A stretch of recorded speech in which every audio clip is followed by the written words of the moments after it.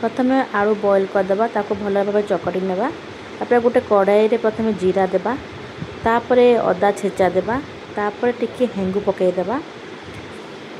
अदा भाजी सारा पर चकटी थिबा आलू को पकेदेबा एवं ताको भल भाव टिके भाजी देबा जेपरी कंचा आलूर सीझा बास्ना टिके पळेबो जेहेतु आम ये बिना प्याज रसुन रे बनाऊे तेणु ताको टिके भल भाव भाजा को पड़ो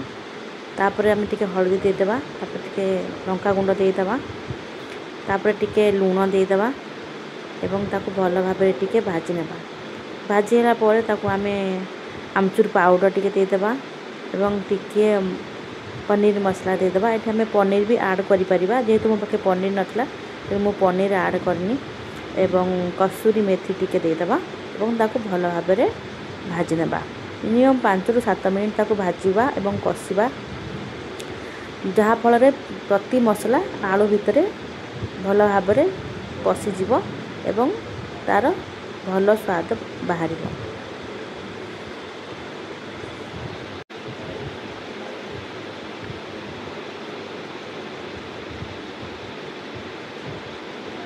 भल भाव कषि नेबा देखिपे भल कषि नेबा कषि आम ताको गोटे साइड को रखीदेबा एवं गोटे पात्र रे गोटे सालाड बनेबा प्रथम काकुड़ी पर गोल गोल कर काटिदेबे आपड़ चुन चुन कर काटी पारे मत ये गोल गोल पसंद तेणु मुझे गोल गोल कर काटी नहीं तापर टमाटो से हीपरी काटे जीपरी काकुड़ी कटा होता से टमाटो मुझे गोल गोल कर काटी देछि आपण मैंने चुन चुन कर काटी पारे तापर टिके धनिया पत्र टिके लंका कंचा लंका कटा पकेदेबा एवं तापर आम टिके गोलमरिच गुंड पकेदेबा एवं लूण दे ताको भल भाव गोले नेबा एवं तापर आम ब्रेड मुझे ब्राउन ब्रेड नहीं आपड़ व्हाइट ब्रेड नहीं पारे ब्राउन ब्रेड रे ताको आलू को भल भाव स्प्रेड करदेबा एवं तापर टिके काकुड़ी एवं सालाड जो बने आम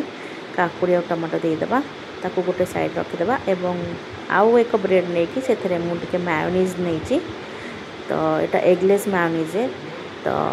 एगलेस मायोनीज मुझे तो ताको टिके स्प्रेड कर देकी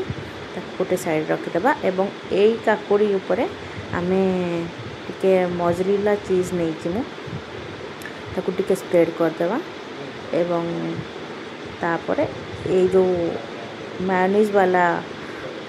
ब्रेड को तापर थापीदेबा एवं गोटे पैन रे ताको एपरी भाव भाजीदेबा एवं बटर टिके मुझे देछि जेहेतु यहाँ बिना प्याज रसुन या व्रत रे खाई पारिबे एवं या पर आपण देसी घी यूज कर पारिबे तो देखिए सांग मैंने केमती एवं ताको सॉस सहित आपण सर्व कर पारिबे तो फ्रेंड्स रहुची देखा मोर नेक्स्ट वीडियो रे बाय बाय।